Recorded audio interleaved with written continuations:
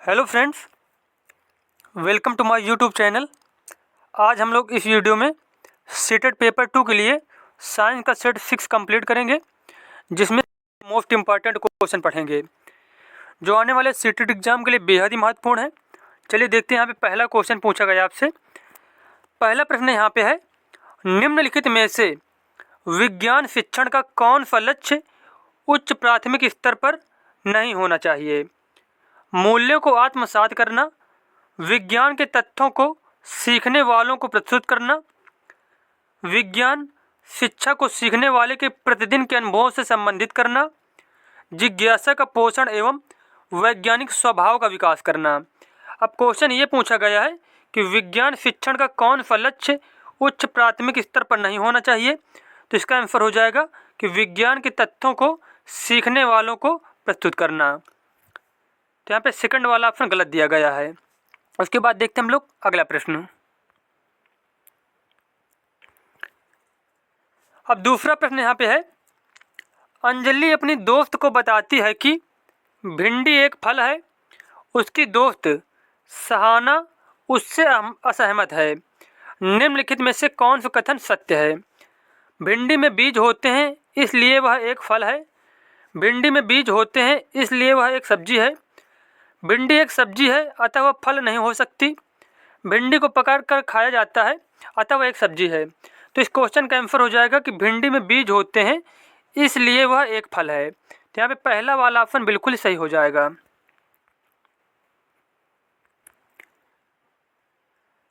किसी सची छिद्र कैमरे में किसी दूरस्थ रंगीन बिंब का बनने वाला प्रतिबिंब सदैव होता है। सची छिद्र कैमरे में दूरस्थ रंगीन बिंब पर बनने वाला प्रतिबिंब कैसा होता है? वास्तविक, उल्टा, रंगीन और छोटा। वास्तविक होगा, उल्टा बनेगा और रंगीन और उससे छोटा बनेगा।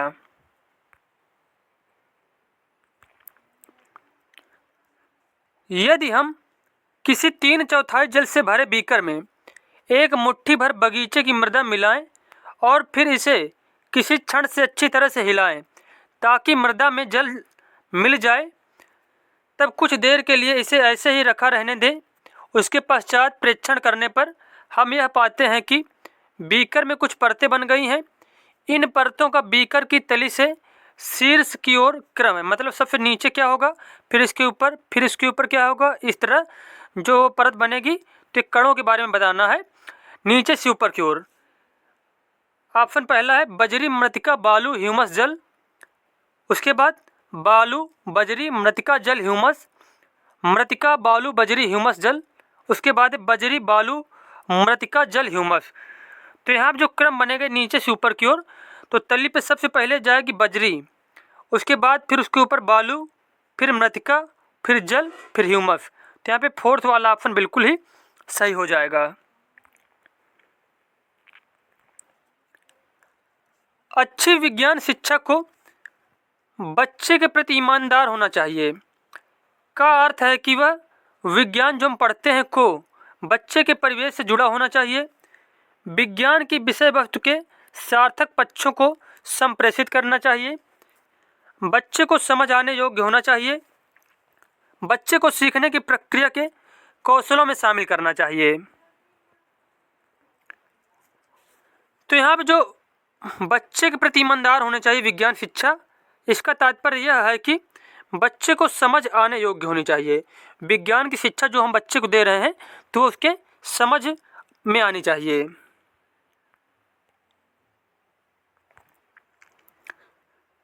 अधिगम की जटिलता की प्रतिक्रिया के रूप में निम्नलिखित में से कौन सी विधि के उपयोग की सलाह विज्ञान शिक्षकों को नहीं दी जानी चाहिए? गूढ़ प्रक्रियाओं को समझाने हेतु हस्त प्रचलित सामग्री का उपयोग। शिक्षण स्तर को अलग अलग विद्यार्थियों के स्तर से थोड़ा अधिक परंतु कक्षा के स्तर की सीमा के भीतर रखना।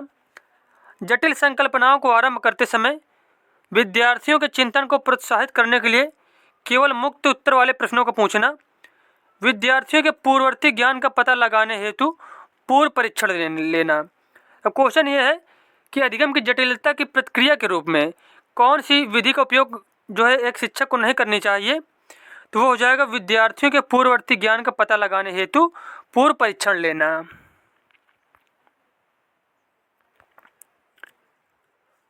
उर्वरकों में उपलब्ध फसलों के लिए पोषक हैं। उर्वरकों में उपलब्ध फसलों के लिए पोषक कौन कौन से होते हैं? नाइट्रोजन, फास्फोरस और पोटेशियम। तो यहाँ पे चौथा वाला ऑप्शन बिल्कुल ही सही हो जाएगा।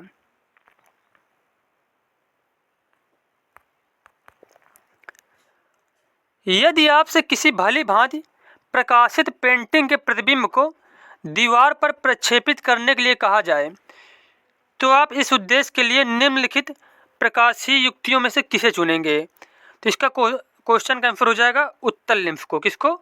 उत्तल लेंस को।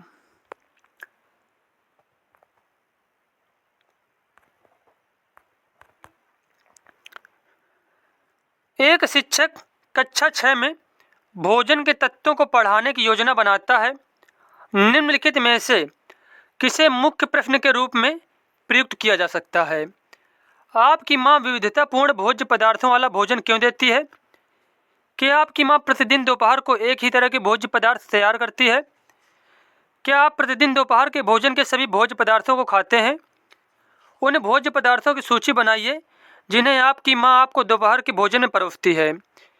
अब भोजन के तत्वों को पढ़ाने की योजना बनाता है कोई शिक्षक कक्षा 6 के विद्यार्थी को, तो उसमें पूछा जा रहा है कि मुख्य प्रश्न के रूप में कौन सा क्वेश्चन यहाँ पे प्रयुक्त किया जा सकता है? तो यहाँ पे इस क्वेश्चन का आंसर हो जाएगा आपकी माँ विविधतापूर्ण भोज्य पदार्थों वाला भोजन क्यों देती है?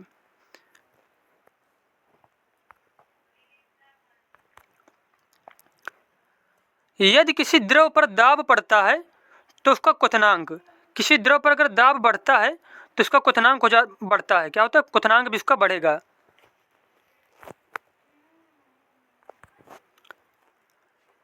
एक विज्ञान शिक्षक कक्षा 6 के विद्यार्थियों को हवा के गुण पढ़ाने के लिए समूहों में क्रियाकलाप करवाने की योजना बनाती है। वह समूहों का नेतृत्व करने वाले विद्यार्थियों का चयन किन गुणों के आधार पर करेगी? विद्यार्थियों को भूमिका करने का आदेश देना और उनकी अपनी समझ के अनुसार कार्य करवाना, मुख्य भूमिकाएं होशियार विद्यार्थियों को देकर सुनिश्चित कर लेना कि उनका समूह सबसे पहले कार्य कर लेगा, योग्यता अनुसार भूमिका देना, प्रोत्साहित करना व सभी समूह सदस्यों के साथ समन्वय बनाए रखना, भूमिका चयन करने की स्वतंत्रता, अपनी गति से कार्य करना और समझना। अब यहाँ पे क्वेश्चन ये है कि कक्षा 6 के विद्यार्थियों के लिए कोई शिक्षिका जो है हवा के गुण पढ़ाने के लिए क्रियाकलाप करवाने की योजना बना रही है, तो वह समूह का नेतृत्व करने वाले विद्यार्थियों का चयन किस प्रकार करना चाहिए? तो इसका आंसर हो जाएगा योग्यता अनुसार भूमिका देना, प्रोत्साहित करना व सभी समूह सदस्यों के साथ समन्वय बनाए रखना।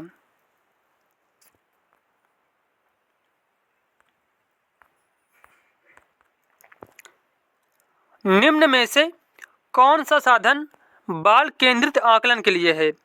पोर्टफोलियो, दर्शन शास्त्र, पेपर पेंसिल परीक्षण, जनरल लिखना। तो इसका आंसर हो जाएगा बाल केंद्रित आकलन के लिए पोर्टफोलियो, दर्शन शास्त्र और जनरल लिखना। ये तीनों ही ऑप्शन सही हैं। तो इस क्वेश्चन का आंसर हो जाएगा यहाँ पे, यहाँ जो ऑप्शन दिए गए थर्ड वाला ए, बी और डी।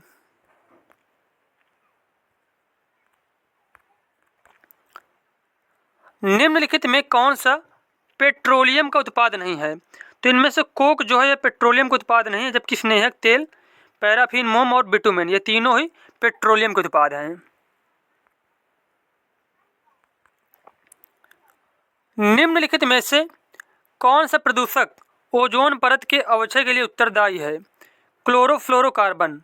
क्लोरोफ्लोरोकार्बन जो है ओजोन परत के क्षरण के लिए जिम्मेदार है।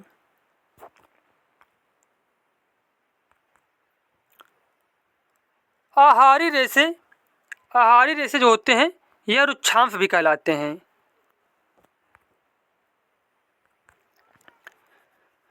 निम्नलिखित में से कौन सा उच्च प्राथमिक स्तर पर विज्ञान शिक्षण का मुख्य उद्देश्य है? महत्वपूर्ण तथ्यों तथा सूत्र सिखाना, अध्याय के अंत में दिए गए अभ्यासों को हल करने में निपुणता विकसित करना, तार्किक चिंतन को बढ़ावा देना, वैज्ञानिकों के नाम और वैज्ञानिक खोजों को याद रखना। तो उच्च प्राथमिक स्तर पर विज्ञान शिक्षण का जो मुख्य उद्देश्य है तार्किक चिंतन को बढ़ावा देना।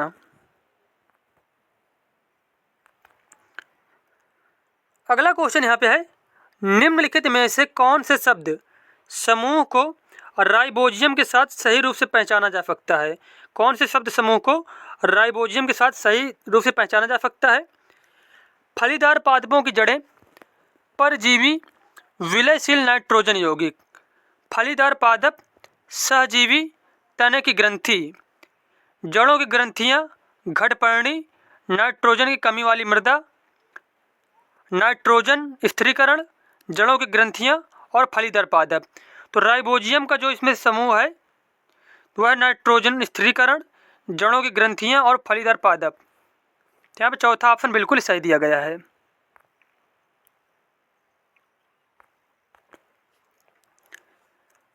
सेलुलोज बहुत खाद्य पदार्थ या फिर रुक्षांश मानव के आहार के आवश्यक अवयव माने जाते हैं। निम्नलिखित में से कौन से कथन सेलुलोज के बारे में सही है? मानव में सेलुलोज पाचक एंजाइम नहीं होते। सेलुलोज एक प्रकार का कार्बोहाइड्रेट है जो मानव रुधिर में अवशोषित होकर ऊर्जा प्रदान करता है।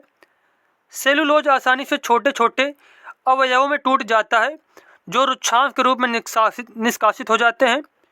मानव में उपस्थित सेलुलोज पाचक जीवाणु सेलुलोज को रेशे में परिवर्तित कर देते हैं। तो सेलुलोज के बारे में कथन सत्य इसमें से यह है कि मानव में सेलुलोज पाचक एंजाइम नहीं होते हैं। मानव में सेलुलोज पाचक एंजाइम नहीं होते हैं। किसमें होते हैं? जैसे कि घोड़े में सेलुलोज पाचक एंजाइम होते हैं।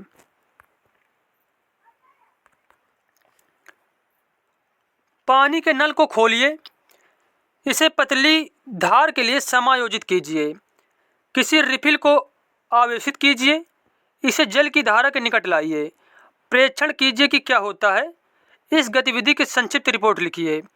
इस गतिविधि के माध्यम से विद्यार्थियों में विकसित कौशल क्या होंगे?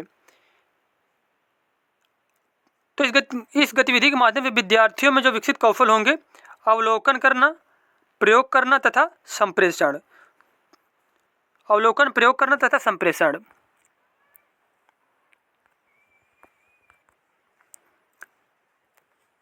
दिए गए कथनों को पढ़िए तथा सही विकल्प को चुनिए।